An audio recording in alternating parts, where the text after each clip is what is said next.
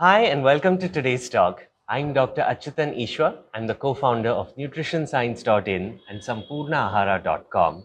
And our mission is to make healthy living easier for you and for your families. Today, I have a very special guest with us. Allow me to introduce my good friend, Nikita Solanki. Thank you. Thank you so much for coming, Nikita. Thank Truly a you. pleasure speaking with you today. Thank you. Thank you. It's my pleasure to be here too, and to be associated with Sampurna Hara and Dr. Achyuthan as well. My name is Nikita, and I'm a yoga teacher, and I help people transition into the better selves of themselves. Um, yeah. Awesome. That's lovely. And today, Nikita and I are going to be talking about something very interesting. We're going to be talking about a holistic approach of yoga to reaching your optimal weight and your optimal health. A lot of us think that exercise is the solution to weight loss, and exercise is important to stay fit, but it might not be like the be all and end all of reaching your optimal weight. There's a lot more to it, like a whole food plant based diet, regular meditation practices, less stress in the mind, better sleep, and many other things. Today, we're going to be finding out, discovering what those things are. Nikita, thanks so much again for coming today. Thank you. It's really my pleasure. Amazing. And I would love to hear, Nikita, how this whole journey started for you. I'd love to hear that story of how you got into yoga. So it was back in 2015 when I was working with Chef Sanjeev Kapoor, and I'm not saying that all the corporate jobs are stressful, but for me that took a very big toll on my health, on my mental health especially. Every day I would just think, when am I leaving this job, And that time, interestingly, one teacher would come to teach us in office. That was so beautiful, and I would just like I was that sort of inspired me to get into yoga, and without thinking anything, I just uh, got into yoga. I found out which institute I should be pursuing my yoga from, or my training, which institute should I be looking at. And I did a little bit of research, and I found out the Yoga Institute was one of my first institutes where I did my training from.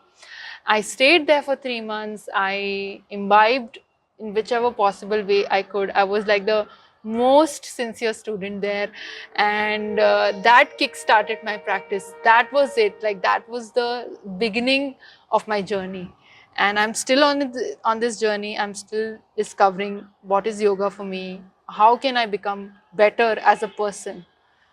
Yeah. Wow, so that's like almost 8 years of yoga practice Yes, now. yoga. Yes, it's been Amazing. 8 years now. Amazing. Yeah. Yeah, corporate can be stressful no matter which part of it you're in. And now I guess you are helping people in corporate to discover yoga. Yes, I'm doing that as well.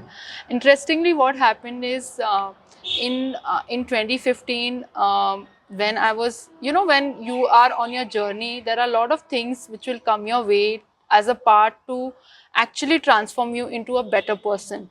So that was the time when when one of my friends, very good friends, she's an activist, animal rights activist, and she would post a lot about veganism and stuff, but somehow I did not get convinced with the ethical part of it.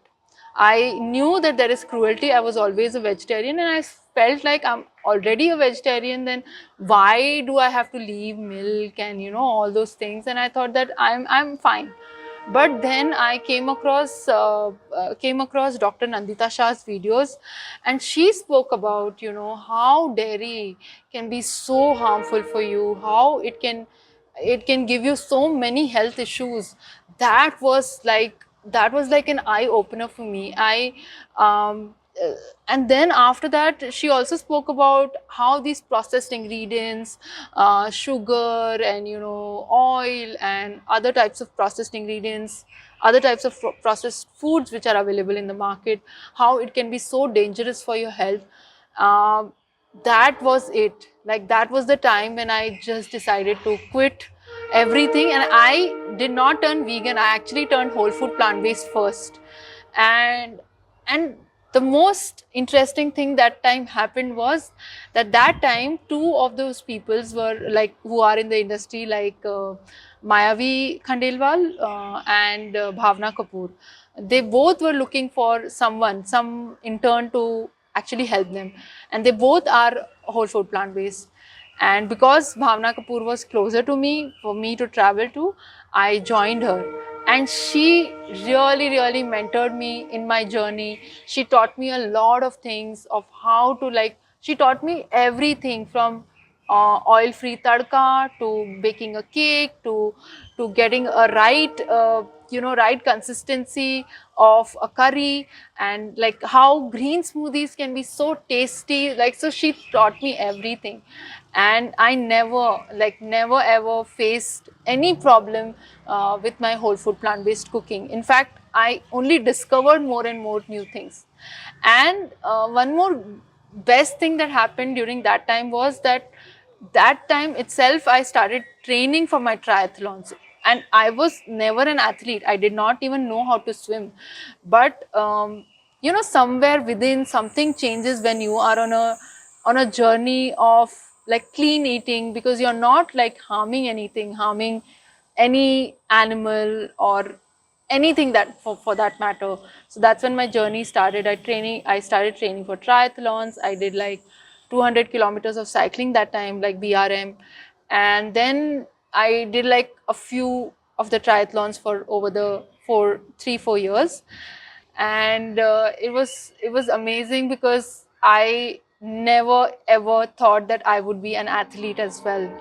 And really, like, whole food plant based diet like really helped me. Lifestyle, I would say, helped me in the best possible way it could. And I'm really thankful and grateful to whichever people came in my life and taught me so many things. And I was able to assist them, help them with their workshops, with their plans, with designing a recipe book as well. So I'm really grateful for that. Yeah. So So since great. then I have been whole food plant based. Of course, I have my week days as well. And I go instinctively with what I want to eat. Of course, vegan. I'm right now an ethical vegan as well. Ethical vegan and also vegan for environment. But mostly, like, I understood that I do have my weekdays, and I do instinctively indulge in foods that are like with oil but not deep fried, because I know deep fried is like the worst of the worst foods ever.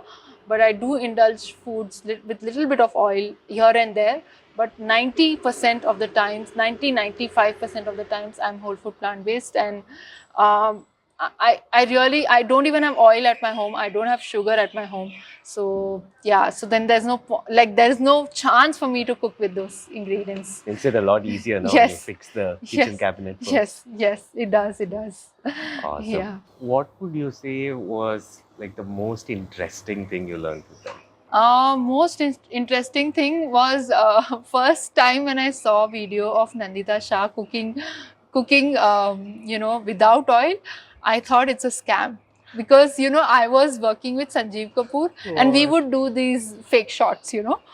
I'm sorry to say, but we would do sometimes, not all Yeah, the time, yeah. but we would do these fake shots. No, I guess more than fake shots, it's just that if you want something to look good, Yeah. like if you want to roast some spices on the stove and the stove is on, you can't show it correctly. Right, You have right. to switch it off and then Yeah, take yeah. it separately. Yeah, Yeah, it's all part of making a yeah, video. I guess yeah. it's the message at the end of Right, the day. right, yes. Yeah. So we would do that, and I thought that I think Dr. Nandita Shah is also doing the same thing. She is just like adding onions, and maybe there is oil already, and she's just showing that, oh, okay, it's happening. So that was like most fascinating for me to actually make oil-free tadka.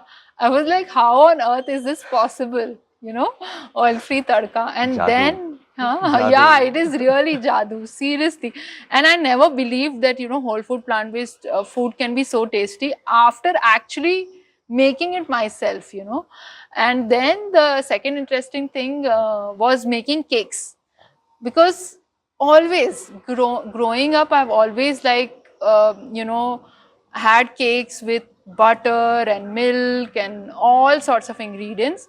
But making clean cake with madhura, like in Madhura's bakery, was so good.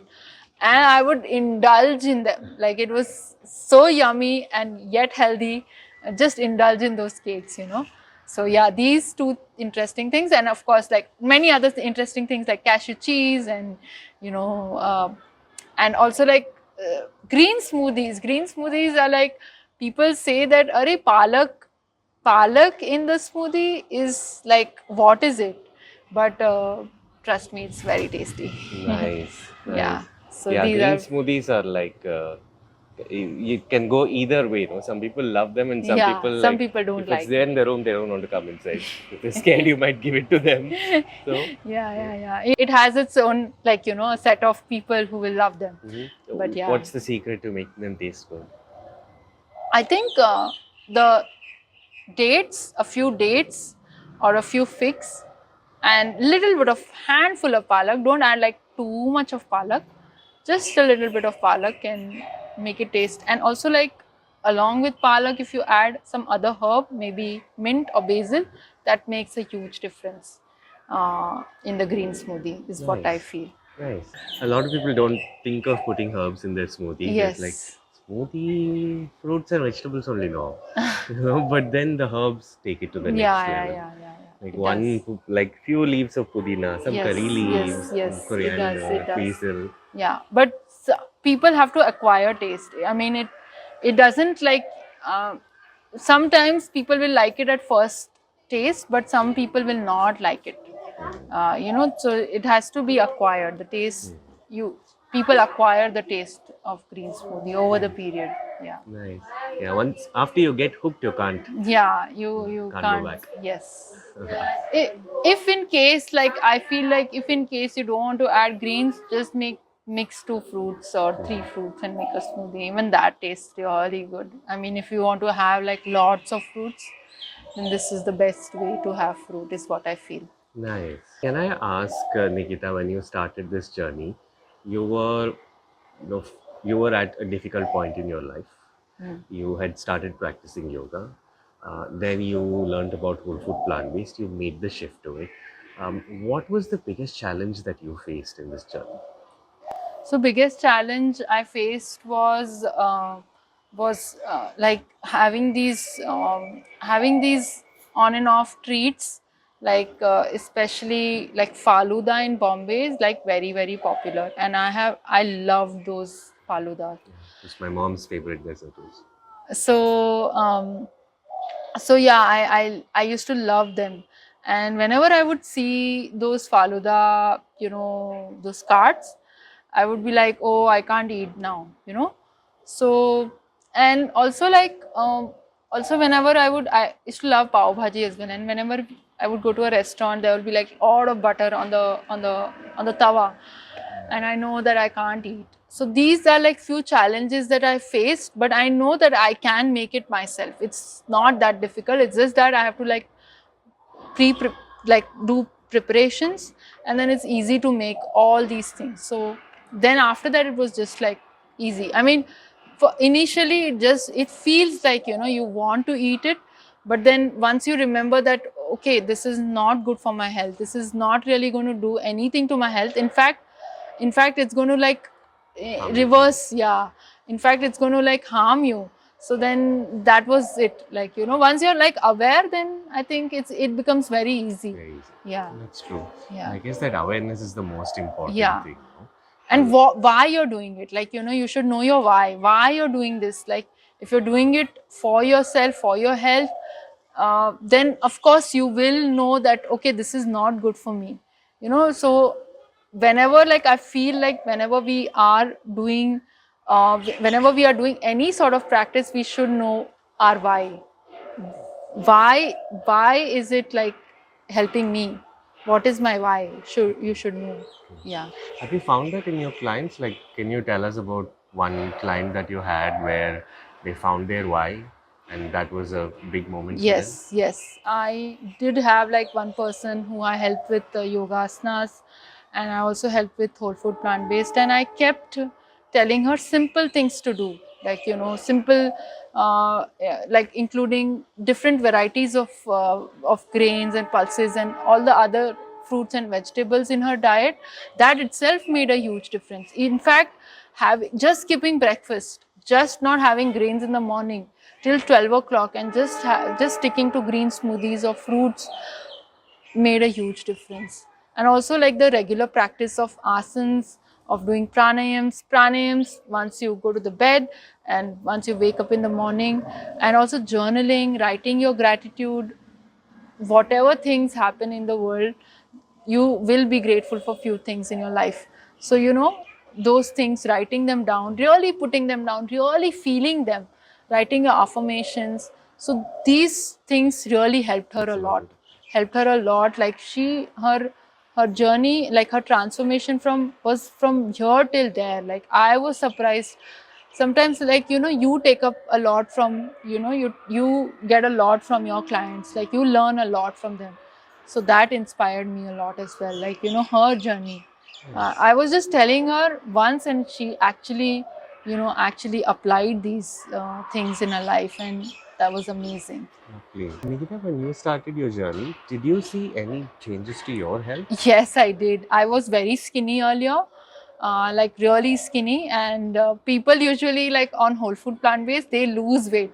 I gained weight. I gained quite a lot of weight. Like I came to my optimal health because I was not eating. I realized that when I was not whole food plant based, I was hardly eating any food because maybe the food was not tasty, or maybe it was not going very well with my system. I don't know. But I realized that after becoming whole food plant based, I started eating a lot more, and I gained a lot of weight after, like putting myself through trainings, through this, like, and then eating a lot.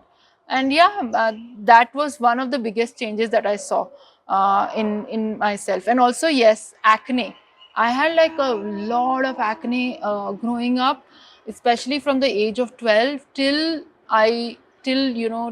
adulthood. I had like so much of acne, and I would just like be not confident about myself at all.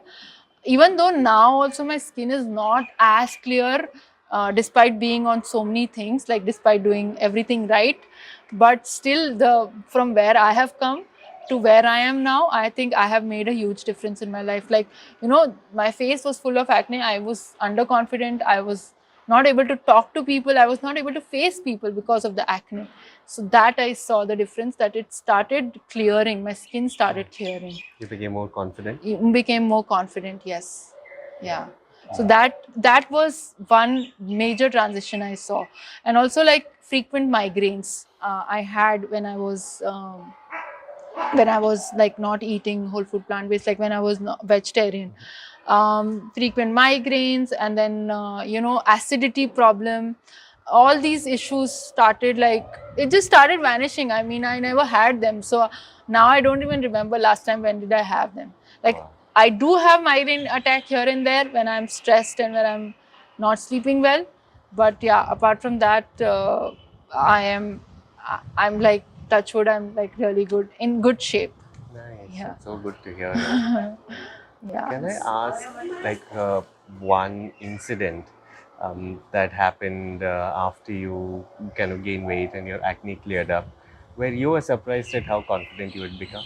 Or how did you know that you had gained confidence? Because that's something that a lot of people face a difficulty with. Right. Um, especially when it comes to acne, especially when it comes to body weight. You tend to lose a little confidence, say, okay, I don't look that good, I don't feel that good, physically, mentally, emotionally.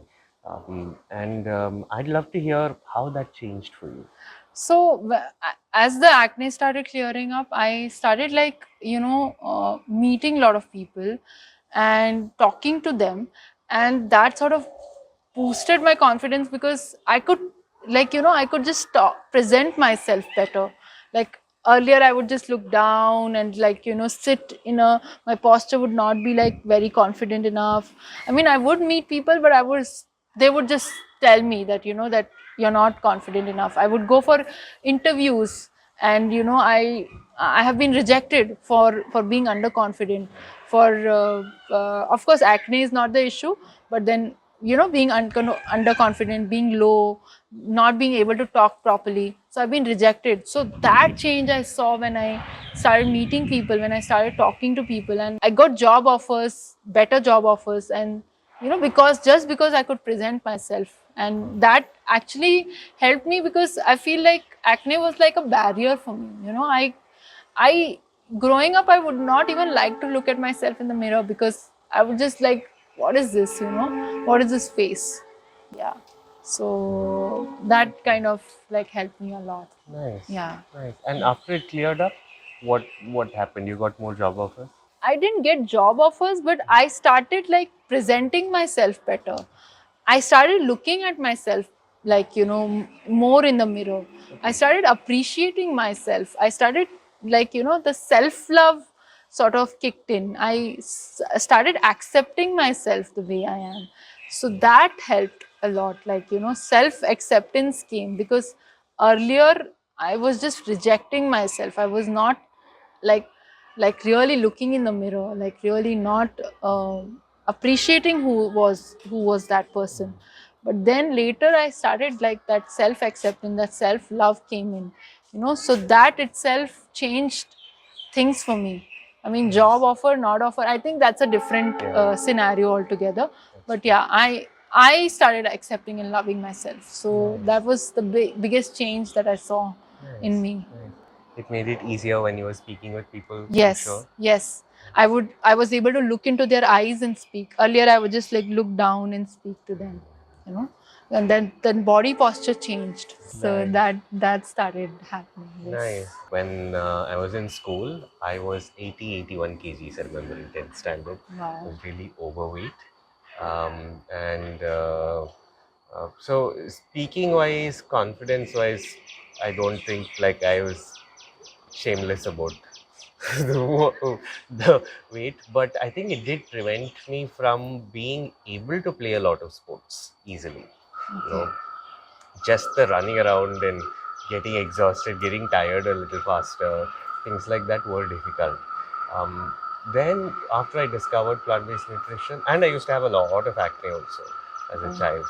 And then once I went whole food plant-based, like 3 months, the acne is gone, the weight is gone. I lost 20 kgs. Wow. Went from 81 to 61. Wow.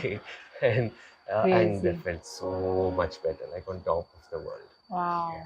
So, Awesome. yeah, right. Yeah, like this can just like, change you in the way. Like for me, it was mostly like the inner transformation that happened. Like the inner self started like opening up. Like, me doing triathlon, I never ever in my dreams thought of doing triathlon. I used to be scared of water growing up. Like I would not go even in the shallow water, and I learned swimming, and I participated in triathlon. I swam in like open waters. I swam in sea. So When was this? this was in 2016, Nice. Where? 2017. In Virar, I had participated in a triathlon that was an open sea swimming. So that I did. And then open water swimming in lake in Mysore. So that was in 2019, 2018, sorry, 2018.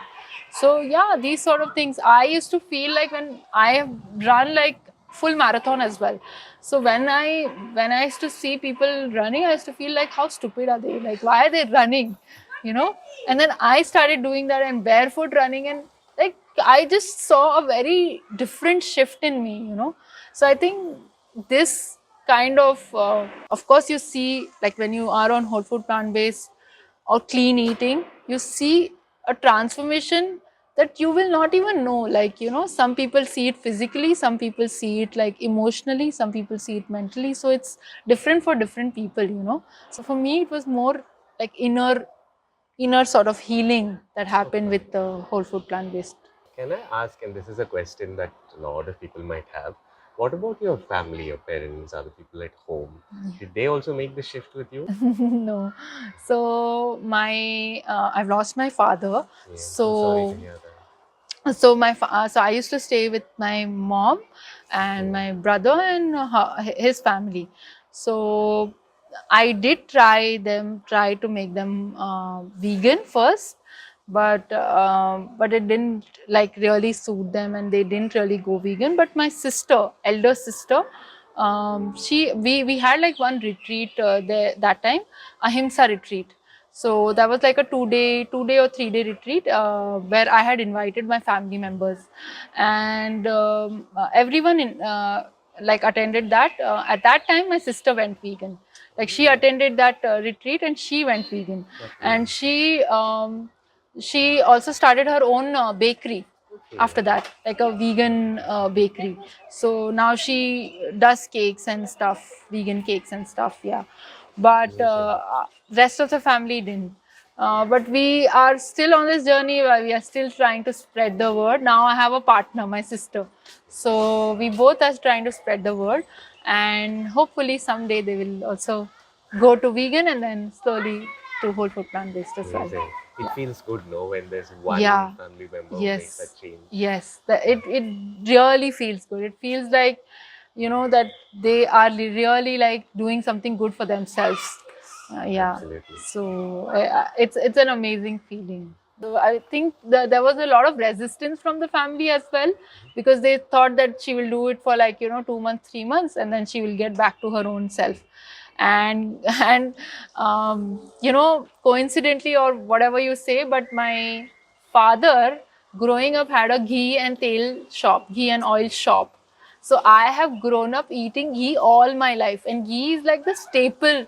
I come from a Marwadi family, so ghee is like the staple in our family. And me not eating ghee is like a surprise for all Family's of them. like, what is up with this person? They are no? in a shock till now. Oh my God, ghee nahi khati hai.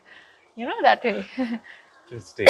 Yeah, but I don't feel I'm deprived of anything. Yeah, ghee is like the most cruel of any of the, like, of all the dairy products, I feel, because so much of like milk is used to make like little bit of ghee.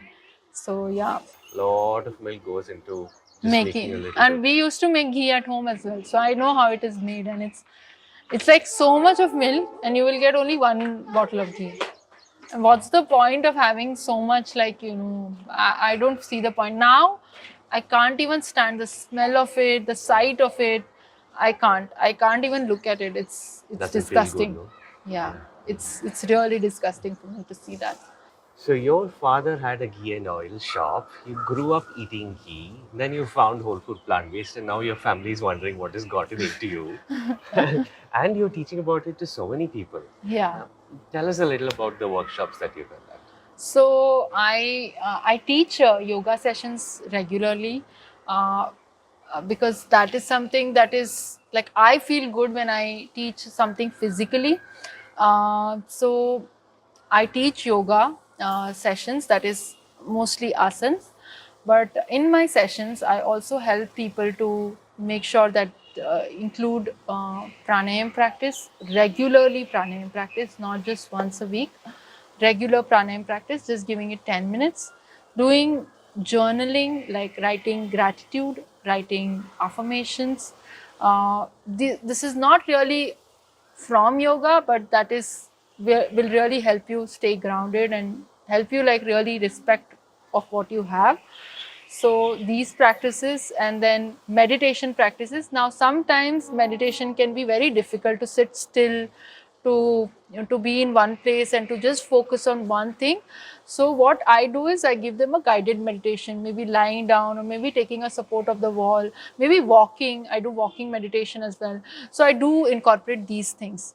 So that really helps. And then I also help them, whoever is interested, because I don't force anyone. So whoever is interested coming to me asking me for help for food, I do give them whole food plant based, you know, change their food into completely how I ask them to give their food diary to me, ask them what they eat, and then slowly transition them to whole food plant based, like, you know, very slow changes, so that it sustains, it's sustainable. They are able to stay with it for longer time or forever, rather than just quickly, like, just like, you know, seeing the changes and then going back to their old habits. Something that's more sustainable. Yeah, that's more sustainable. I don't want them to make like a jump and then come back to what they were. That is not healthy at all. So that's what I do. Yeah. Lovely. In your sessions, have you found that people adopt these practices, make a change, and then feel better afterwards? Yes, they do. They do. I mean, mostly when they are consistent. When people are consistent, they have seen results. They have dropped inches. They have like felt better. Their moods have become better. The skin have become better. So they do see these changes. They do see changes in their diseases as well, the lifestyle diseases that everyone has these days, like diabetes or blood pressure or PCOS. They do see a lot of changes in that as well. So yeah, I mean, just by being consistent, and I ask them to just show up for the practice. That's it. Just Rest, showing I up will is take half, care. no? Yeah. I just tell them this, that you just show up, and rest, leave up to me. You don't have to do anything. Yeah, that's what I tell them. Yeah. And just showing up is half the work done, Yes, no? half the work done. Yes. Talking about holistic yoga for weight loss, Nikita, is it just the asanas or is it pranayamas? Is it meditation? Is it the food? Because food is like the foundation of reaching your optimal weight, right? Right. And then on top of that, there is all of these different yoga practices that help you to reach your optimal health as well. Um, if a, like, can you tell me one person who came to you and wanted to lose weight? How you guided them through the journey and what results they experienced? So one of the changes that like one person, one person specifically I'll mention, because she was overweight and she was having a lot of problems even with time management, you know. So I gave simple things to do, like simple, like just 5 minutes, just using the washroom and doing the breath work, like, you know, using the washroom, while using the washroom just focusing on the breath, or while driving, or while getting to work, just focusing on the breath. You know, see, these simple practices that I incorporated, of course, other than asana practices, uh, you know, pranayams on a regular basis, meditation, food, also sleeping better, you know, having like clear mind. Because if you keep telling yourself that, you know, you are not healthy, you're overweight, you're, if you keep chanting the things that you don't want, you will have them only. So just changing that mindset of the people, you know, that it is possible. You have to accept that what you have, and then work towards the shift, you know. It's not like a magic pill or anything. You have to work towards the things that you want, right? So that's what I incorporated in the sessions that I was teaching this person, and that really helped her to dropped like a lot of weight, to look better, to feel better, have a better skin. Yeah, and she slept better also. So yeah, these really this practice really helped. Yeah. Lovely, lovely. It's on one side, it's doing like your 1 hour structured routine, Yeah. but also incorporating it into your daily Yes, lifestyle. yes. Like, you know, it's not just 1 hour, like it's just not on the mat. Off the mat, what you do is more important, because that will give you result. Maybe 1 hour practice, if you skip, maybe for a week, that's still fine. But all these five minutes thing, what how you incorporate is makes the huge difference. Like, you do sleep for 6 to 8 hours, right? So you will incorporate these sound sleep practices, right? So I give them these sort of like very basic and very simple practices that they will not feel complicated. At the same time, they will, like, you know, make sure that it's done and it's good, like, yeah. Can you give like the top three examples of practices anyone can do at home to move towards their optimal health? So one of the practices that I feel, it's like three practices that I'll tell you is, before, firstly, eating, like, you know, eating early. That is, if you are, say, sleeping at 11, then trying to finish your dinner by 8. That is very important.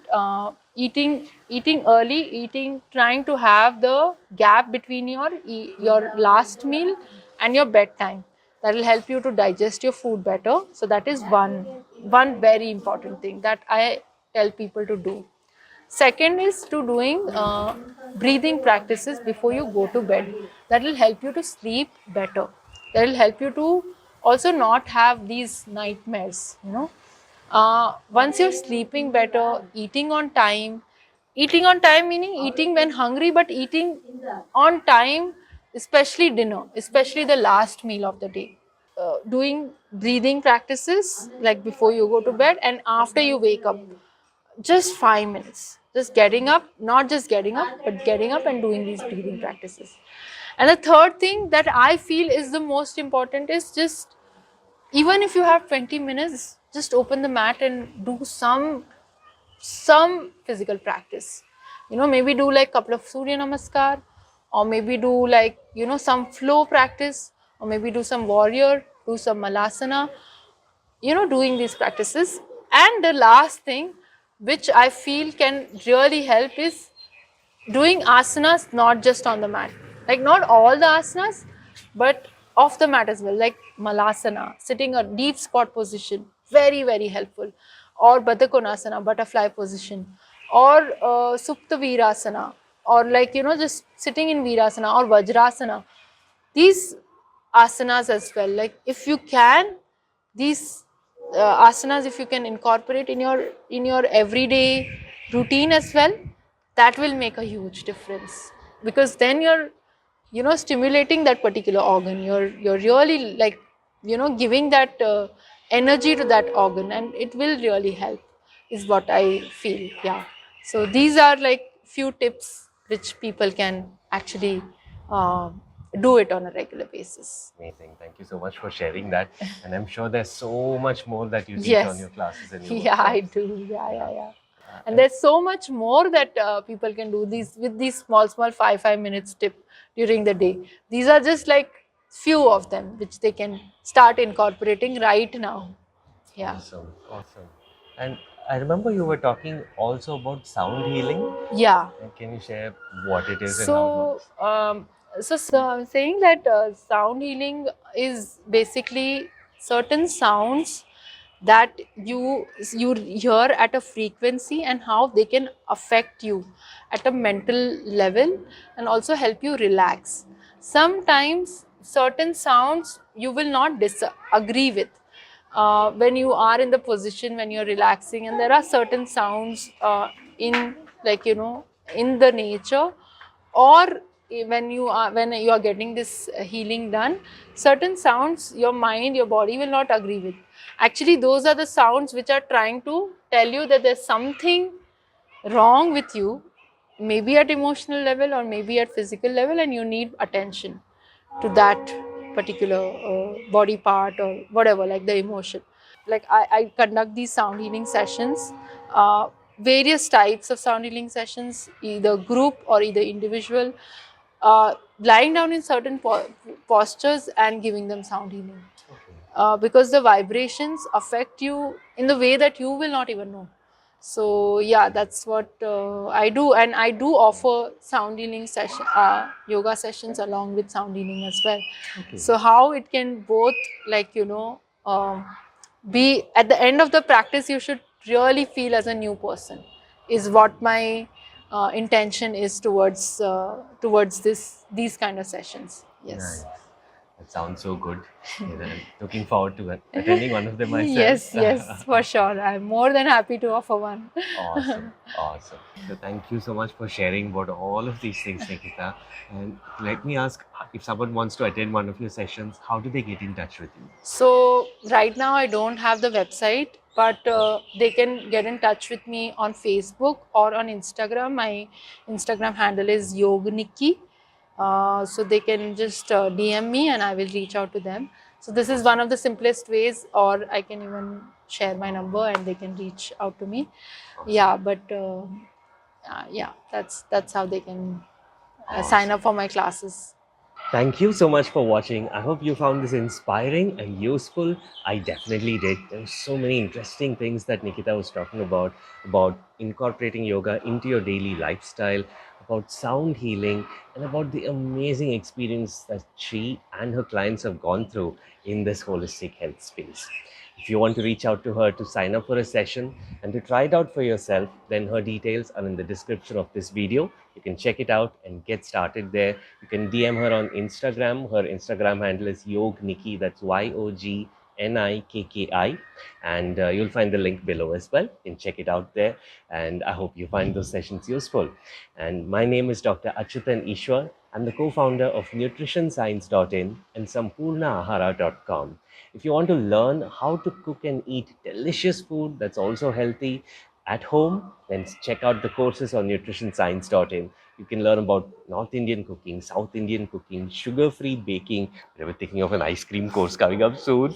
So many fantastic courses that you can sign up for. You can even learn to prevent and reverse chronic diseases through healthy nutrition. And if you want to try out whole food plant-based sweets and snacks and cakes and cookies and breads and spreads and meal plans, even pizzas, then you can order them on sampurnaahara.com and get them delivered to your home in most cities and towns in India. I hope you found that useful, and I wish you a fantastic day today and look forward to meeting you again tomorrow. Be blessed.